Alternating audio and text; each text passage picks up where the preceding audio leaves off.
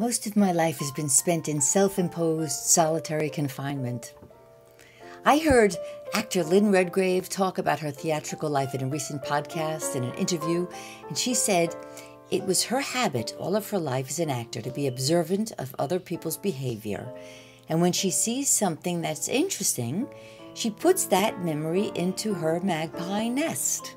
She said, a magpie is a bird who goes from nest to nest and steals things from others and uses all that stuff to create a nest of her own. And that's what I've done all of my life.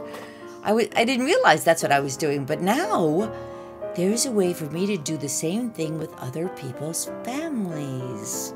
See, I've come to realize, well, I always knew when I was a child, it was during World War II, and my Jewish family came from Poland, where I am sure everyone they knew and loved who never came over here was being murdered by the Nazis.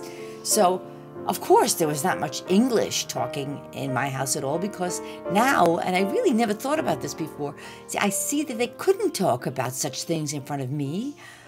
After all, I was a small child, and I thought they were excluding me because they didn't like me, and so I stayed by myself all the time, and my 3 siblings were all older than me. Well, my dead sister was 4 years older. I mention her because her spirit felt very much alive and palpable, and it was always around me.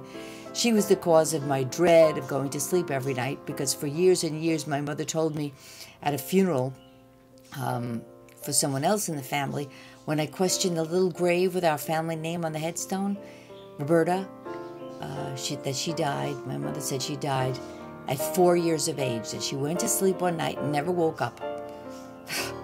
And I was born 1 year after that death, so every time I got sick, it was a nightmare for all of us. You can be sure of that.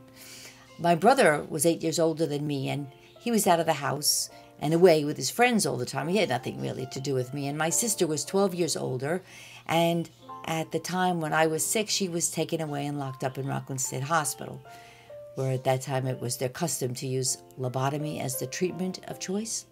So my mother lived her own lonely life, lost in word puzzles and reading books, and since I had no friends from school, the only way I learned about life was from listening to the radio, which was always on. Now that I have an iPod, it's possible for me to listen to radio and stories wherever I am, even when I walk my dogs, and I am addicted to other people's stories. There are several websites that feature people telling true stories live without scripts in hand, and suddenly a light went on in my mind. And that's a very illuminating thing to happen. I must say that lately there have been several lights going on, and I'm learning that the reason I gravitate towards these shows so fervently is because I'm in need of their memories. I don't have many memories of my own, and whatever I have are devastating, so I want their experiences so I can adopt them as my own. So I can become the magpie and steal their childhood stories. They talk with love about their parents and siblings and their comings and goings, with warmth and loving families, how they were nurtured and paid attention to. And I can use my acting skills to go into their psyches and really imagine what that may have felt like. And so I selectively steal their memories, and I am putting them in my new Judy's childhood magpie nest.